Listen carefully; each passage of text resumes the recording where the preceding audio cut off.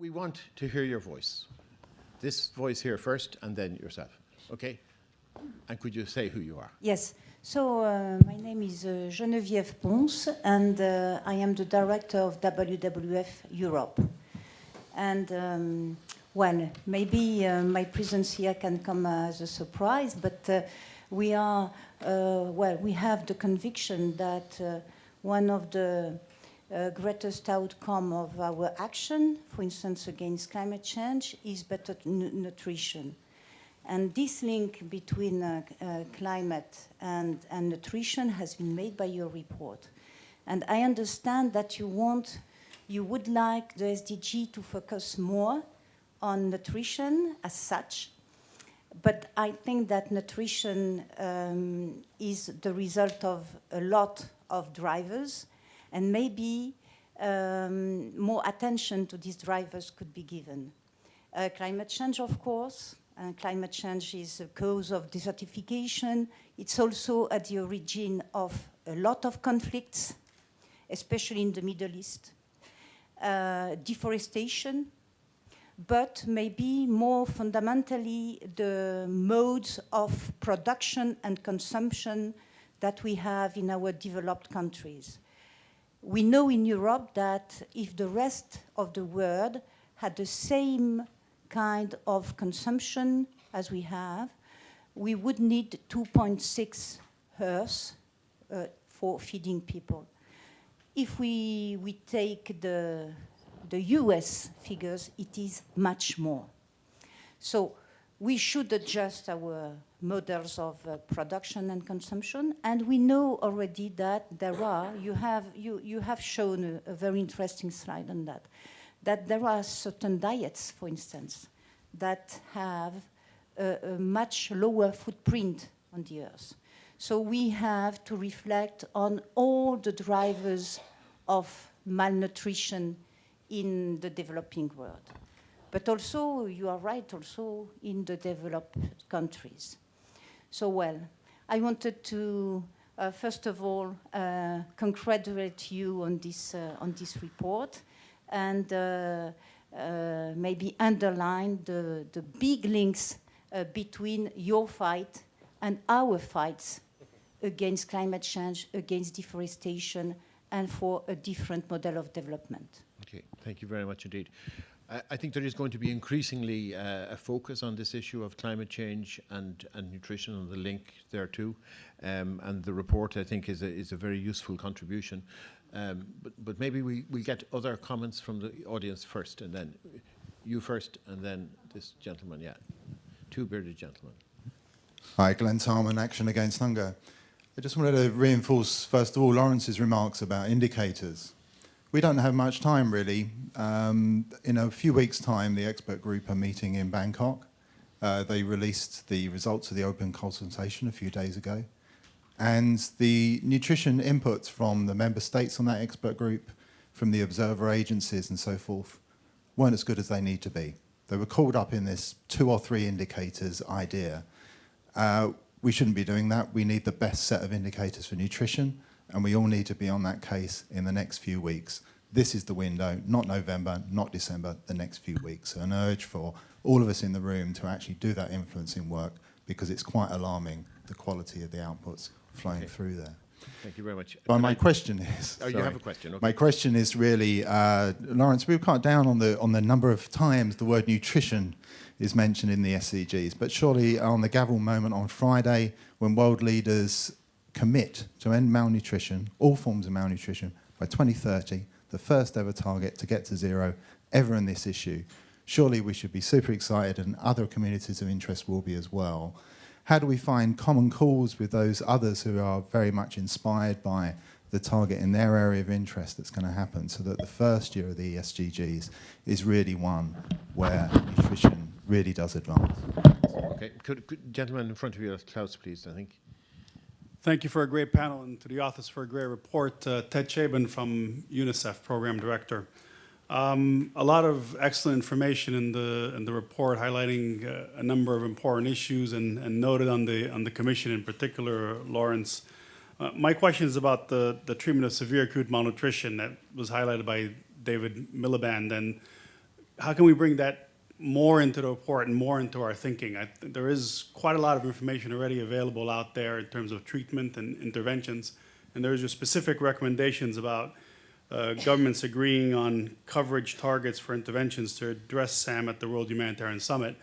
But the bulk of severe acute malnutrition is in South Asia and in places like India, Bangladesh, and other countries which will not necessarily be covered. So how can this be expanded to really look at this issue holistically, including, as you correctly point out, the importance of data to track the issue and to hold ourselves accountable? Okay, we've three questions. Lucy, did you want to make a comment, ask a question? Okay, question, please, then, and then we'll go to the panel. Yeah, this is sort of for Corinna. You mentioned that this report brings together all the different faces of malnutrition, and I'm interested to know what the solutions, interventions are, if there are any common ones that touch across all faces of all forms of malnutrition. And then on obesity, do we actually know what to do? Obesity and chronic diseases, it's a ticking time bomb. Do we actually really know what to do when we are asking policymakers for more money, more commitment? Just this week, a 3-year-old in the U.S. was diagnosed, or youngest case of type 2 diabetes. Okay, so this is a massive problem that is looming large. And that's particularly against the background, as stated in the report, that no country, as far as I could hear, no country had made any progress in obesity in the past year. Lawrence, would you like to start? We have a range of questions there, and would you take what you want from them? Yeah, is the mic on? Yeah, on the climate, it's true that there are lots of drivers of nutrition in the SDGs, but nutrition is also a big driver of a lot of those things. And it's great, Glenn, I'm going to connect the WWF question with Glenn's comment. You know, it's great to have nutrition in the title of SDG 2. That's great. That's much better than we had in the MDGs, right? But when you look at all the actions under the SDG, they're all agriculture. They're all agriculture. There are no nutrition interventions. Agriculture is very important for income generation. It's very important for consumption, for wages, for employment, all that stuff. There's no, as far as I can tell, unless it's changed in the last month, there's no interventions for nutrition. That's the bit that really worries me. So, of course, when it's launched, I'll be a big champion of it, and I'll be shouting about how great it is. But I'm deeply disappointed that there isn't more action. And I think getting the indicators in there will force a rethink on some of the actions.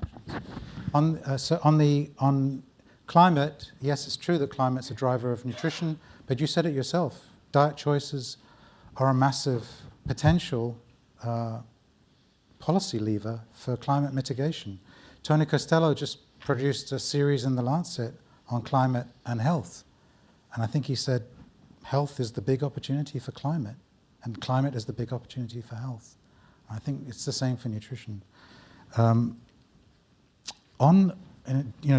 Miliband, I don't know if he's still here, but just as I was about to go on stage to give the talk, he came up to me and he said, "You didn't say anything about fragile states and conflict states. You're lucky I didn't say anything while I was up there." So I'm glad he's left if he's not here. But oh, you're still there, David. Okay. Damn my eyes. My nutrition needs to be better. We talk a lot, actually, about SAM. We talk a lot about poverty and fragile contexts. We talk a lot about the disconnects between development and humanitarian space. I really don't know how that's going to be fixed. You know, that is a massive divide that's existed for 60 years, development and humanitarian space. How do we get that more into the report? I mean, Ted, I could really ask you as a senior member of UNICEF, what are you going to do to get more of that stuff in there? The SAM data are feeble and terrible. The Coverage Monitoring Network does the best they can, but it's feeble and terrible, given that these kids are 9 times as more likely to die as a healthy kid. It's a tragedy. So I don't know the answer. It's a very difficult one. I was intrigued by David's point about the protocols, and I'm wondering whether developing unified protocols is a way to sort of get the edifice to crumble from the inside. But Martin, sitting next to you, WFP and UNICEF should be developing joint protocols for MAM and SAM. Karina? Yeah, thanks for the question, Lucy. One of the things that we highlight in the report is that the actions that can address all forms of malnutrition in some way or other haven't really been collated and brought together. And we call the potential, we have a call to action, which is that should happen. That these so-called double duty, what we call double duty actions, should be brought together. But there certainly are actions that can be taken that can address aspects of undernutrition and address aspects of the poor quality diets associated with obesity and nutrition-related chronic diseases. And I'll just name 4 off the top of my head. Breastfeeding, that's clear. Targeted subsidies for vulnerable groups of nutritious foods. School feeding programs where it's healthy and nutritious foods. And really good dietary counselling for pregnant women. That's the stuff off the top of my head. I think we can probably get together a longer list of these actions. And for me, what's really important is that all the different pretty much siloed communities who work on the different aspects of nutrition come together around these common actions and start to think about how they're advocating for this action to address obesity, but in fact it could have other benefits as well. And when it comes to addressing obesity, I think we do know what to do. I think we can say that there are actions that can be taken, and we lay those out in the report. That can help. We don't deal with physical activity, but we do deal with the food side of it. But what the report highlights, and we didn't talk about this yet, but I would encourage you to read this, is that both on the undernutrition side and on the obesity side, what works is when you have a comprehensive, multi-level, multifaceted approach. So you need to be attacking it from all angles. This is not new to say this, but that's what, and we did some really good analysis of different country case studies on undernutrition, as well as looking a little bit on the obesity side, and showing that if you have actions at all levels, and actually if you apply what has been done for stunting in the countries where stunting has gone down, i.e. absolute commitment, a comprehensive number of actions, that is what is going to make the difference, and that's what takes political commitment. Eamon, would you like to, whatever, again, you wish to comment on? Yes, thank you. I think that it is important in a way that we have to realize that nutrition solution for this has to be beyond just one sector alone.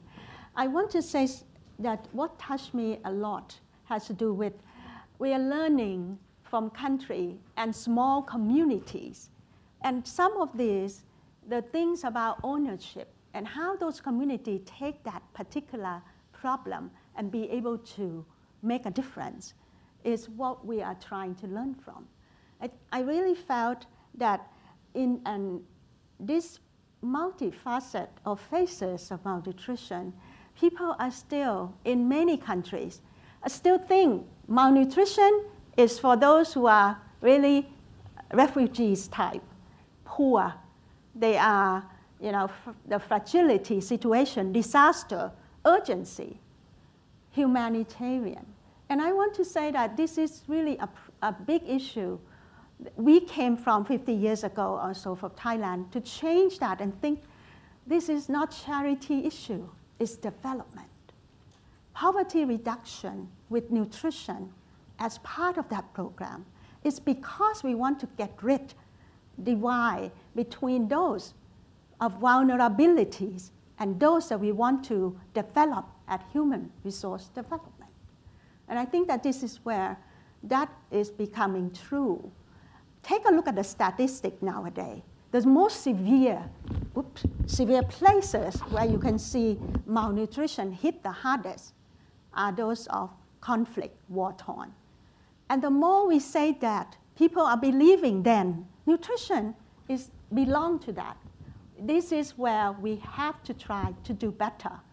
Malnutrition in all its forms exists everywhere in developed countries as well as those where you have a conflict area.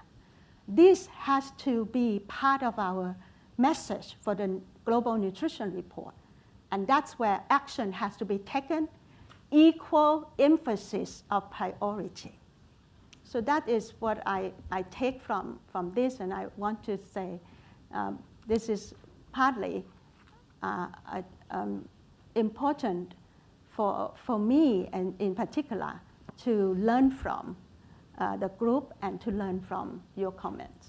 Thank you. Thank you very much. Lawrence, do you want to have a last word? Because I think we are out of time. Yeah. No, it's fine. It's fine. Okay. Well, again, thank the panel. Lawrence used a phrase earlier that they saw this report as an intervention.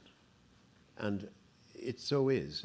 It is an advocacy intervention. It's potentially a policy influencing intervention. And it's a very high quality product. And there is now a sustained series of launches across in all parts of the world to get the message out. And in a way, I think the presentation, which ends up with this picture of this lovely small child, really does capture this. And it connects to what Imorn said at the end. Nutrition is about human development and about the investing in realizing human development capacity in all countries and everyone, and it requires investment to realize that potential. So I think that's, for me, the core message from this report. Congratulations to all who worked on it, and I think I hand it back to you. Thank you very much.